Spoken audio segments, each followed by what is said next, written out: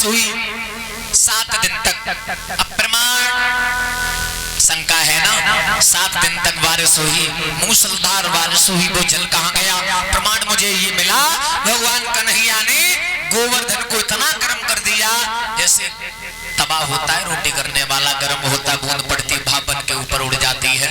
इसी प्रकार भगवान कन्हैया ने गोवर्धन को इतना गर्म कर दिया, जितनी बारिश हुई भाप बन के ऊपर चली गई। बोलिए गोविंद भगवान की। जब अत गया, हैरान हो गया, ऐरावत पर सवार होकर पहुंचे। इंद्र आया, चरणों पर गिर गया, प्रभु मुझे क्षमा करो, मैं तुम्हारी माया शक्ति को मैं समझ नहीं सके। भगवान कन्हैया ने उसे क्षमा किया, वो अपने आप को भगवान समझने लगा था। मेरे भगवान श्रोताओं, इंद्र कोई भगवान नहीं होता।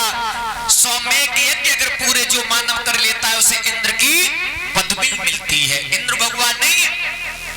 आज मेरे भगवत श्रोताओं, इधर भगवान कन्हैया चैन से रह रहे हैं बाबा नंद के यहाँ, उधर भोजराज कंस को नहीं चैन है। नारद आए, नारद से जवाब दिया है, बाबा नारद बोलो अरे जो तुमने बताया था 2 छपरियां कमल के पुष्प तोड़ने के लिए कालिदास है, वो भी कन्हैया ने भिजवा दिए। अब हमारा काल कैसे मरा? काल आज तक नहीं मरा है। पुष्प आ गए? बिल्कुल आ गए। कन्हैया बलराम नहीं मरे? बिल्कुल नहीं मरे। हम तुम्हें एक अकल और बता रहे हैं। क्या अकल है? तुम्हारे यहाँ पर एक धनुष रखा है ना? है। तो धनुष से रचवाओ, फिर यादवों को खत भेज दो, फिर सबको निमंत्रण दो, सबको बुलवाओ, कन्हैया बलराम भी आएंगे और पकड़ के यहीं मार देना घर पर। ये तुमने अकल बहुत अच्छी बताई है। नहीं रहेगा, बांस न बजेगी, बांस। लिख दिया है खत और बाबा नंद के लिए अक्रूर के द्वारा भिजवाया। दादा अक्रूर ये कौन थे? बाबा नंद के ये सगे भाई थे अक्रूर। ये मथुरा में रह रहे थे उग्रसेन के शासन में, उग्रसेन के शासन में रह रहे थे। शासन बदल गया, कंस का शासन आया, इसने नहीं जाने दिया। कंस कहता है ये आम नहीं बमूल है, तो बमूल ही कहना पड़ता है। आज अक्रूर रोकर के जा रहे हैं, प्रभु मैं तुम्हारे दर्शन करने के लिए अब तक मैं जिंदा रहा, अगर आपके लिए अगर नहीं रहता मैं आत्महत्या कर लेता। इसके शासन में मैं बहुत दुखी रहा। प्रभु वो भी दर्शन करने के लिए आ रहे हैं, वो भी दुखद संदेशा लेकर के आ रहे हैं। प्रभु जहां तक हो वहां तक मुझे क्षमा कर देना। अक्रूर ने जैसे ही खत दिया जा करके, भगवान कन्हैया, संध्या थी, संध्या को जैसे ही ये खत मिला तो सब तैयारी करने लगे, सुबह जाऊंगा। ये रोहिणी को मालूम बात पड़ गई, रोहिणी बलराम के भवन में पहुंची, जवाब दिया बेटा बलराम तुम रात में कहीं निकल जाओ, सुबह कन्हैया अपने मामा के यहाँ जा रहा है, मामा के यहाँ मारा जाएगा। कंस के यहाँ जवाब दिया मैया मैया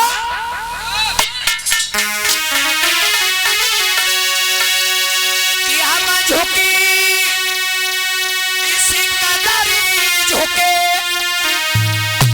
जैसे भेड़ी झुक जाती है।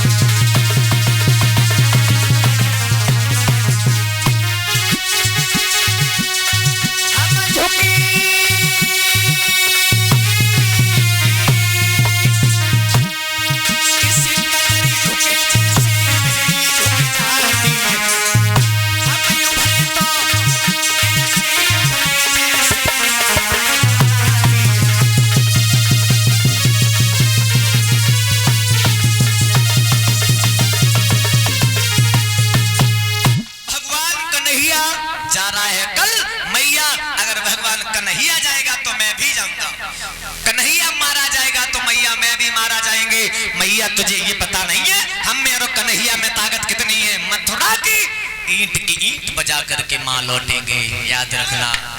सुबह हुआ, रथ सजा लिए हैं, और जब रथ सजाए हैं बाबा नंद, दामा मनसुका, भगवान कन्हैया, बलराम भैया जैसे ही चले हैं। सुबह हुआ, रथ जैसे ही निकाला तो राधा को बात ये मालूम पड़ गई कन्हैया यहाँ से जा रहा है, तो राधा आगे आ गई रथ के, हर बोली श्याम कहाँ जा रहे हैं?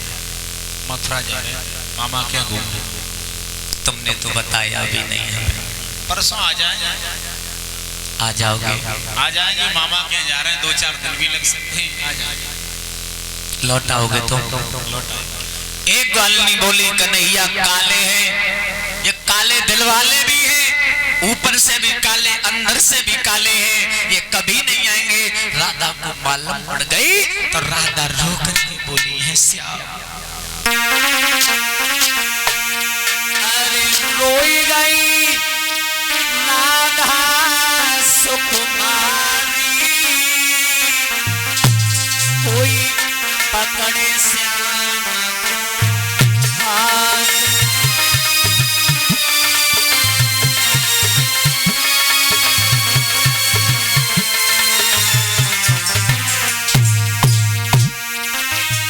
रोई गई राधा सुकुमारी, कोई पकड़े श्याम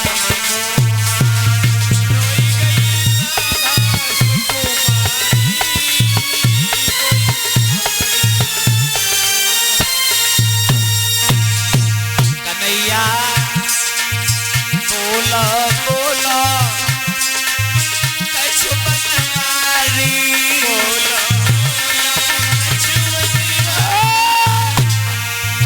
काहे मन खड़े बनवारी,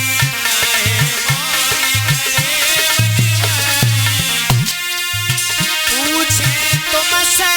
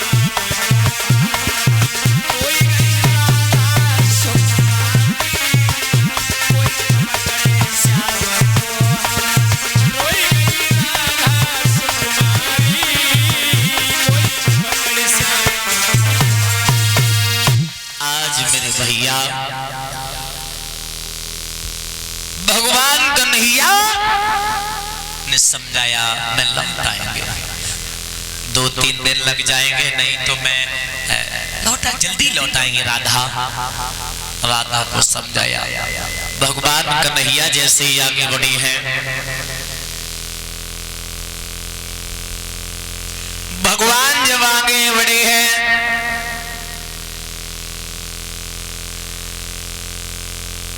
मंजीत भाई प्रभाकर भाई की तरफ से 101 मुद्राओं से ये सम्मान हो रहा है और इनकी इच्छा है कुछ लिखो और है बड़े बड़े तीरंदाज कुआरे रह गए।